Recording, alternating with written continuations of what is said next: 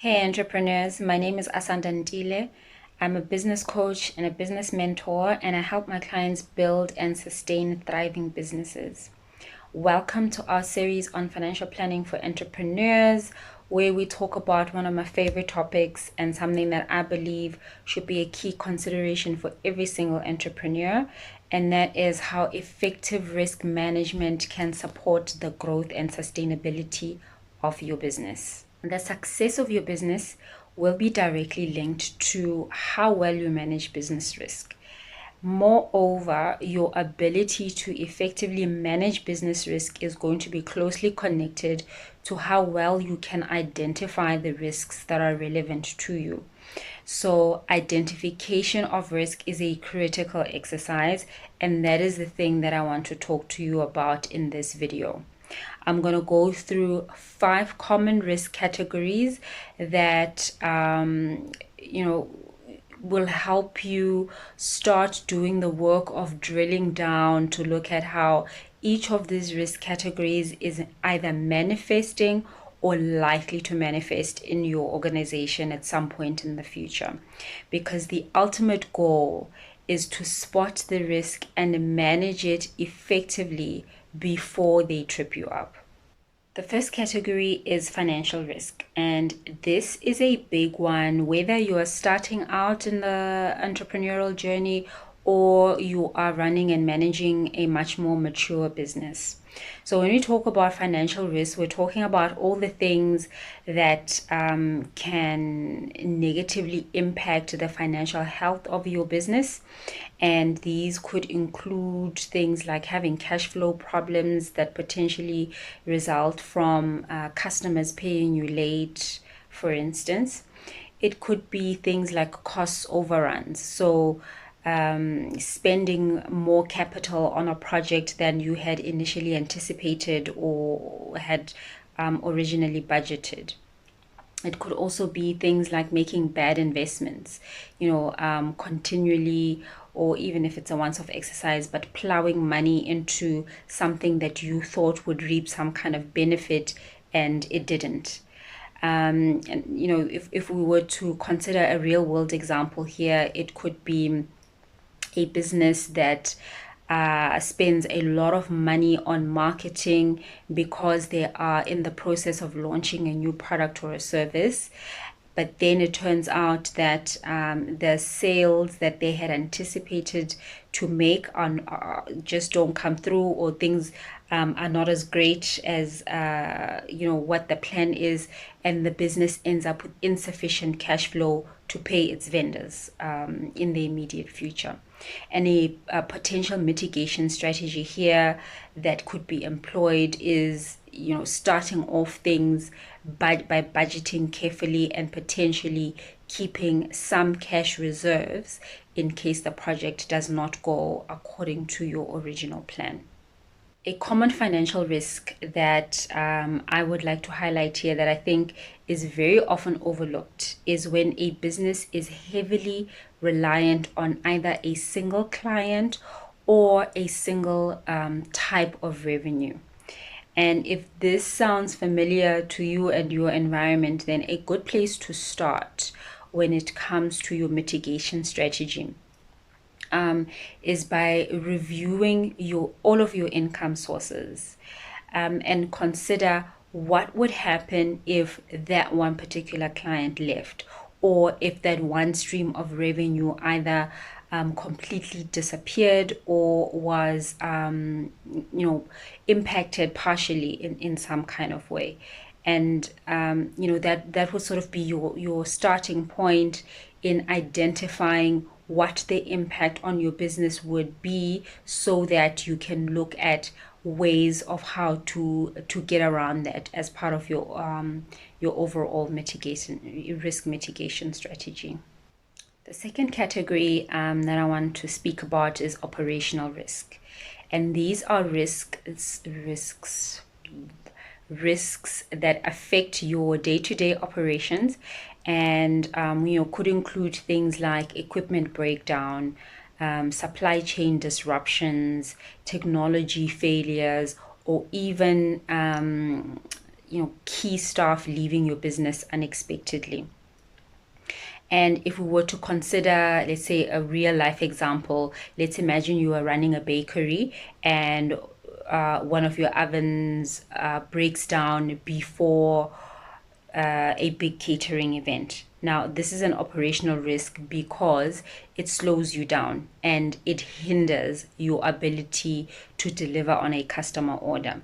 And one of the ways in which you could look at mitigating risk, if this was, a business risk within your orbit, would be something like having more than one oven in your kitchen.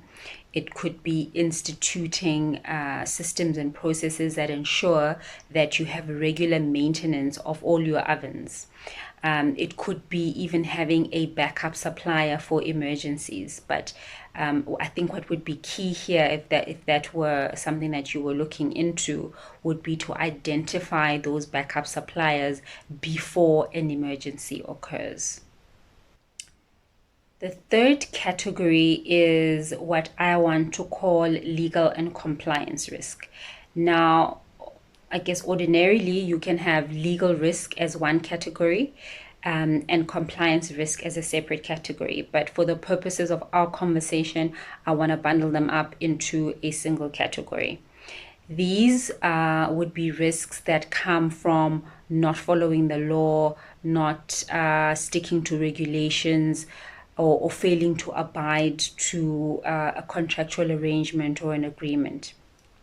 A real life example here would be if we think about data protection regulations like the POPI Act, or laws like labor laws, for instance. As a business owner, you may be dreaming one day of hiring people.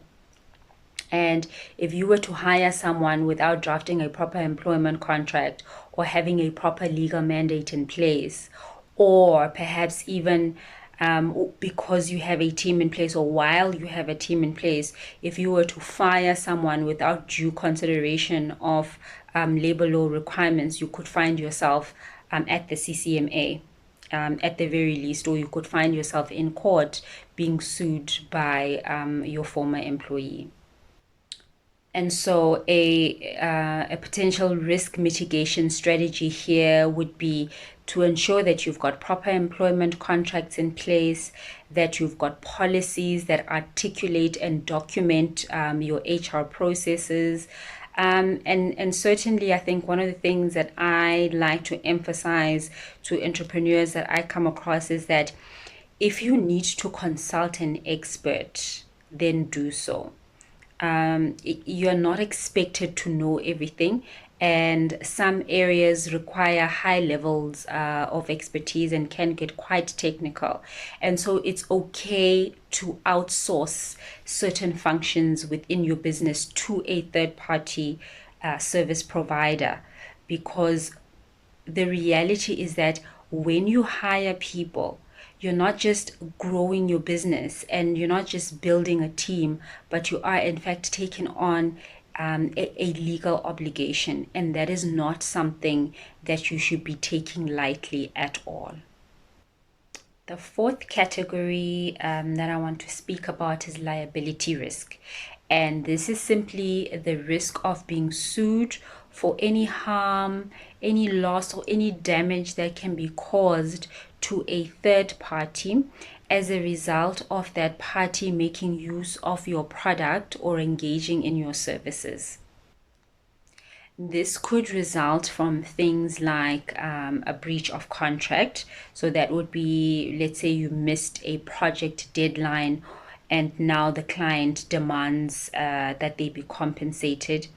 It could be from things like use of client data. If, for instance, the marketing agency that you use gets hacked and your client data is leaked, the client could end up suing you should they incur, let's say, financial risk or financial damage as a result of that incident taking place. It could be things like physical harm that is caused to a client or a customer. So let's say a client comes to your offices and they slip and fall on your premises because your tiles are wet and therefore slippery.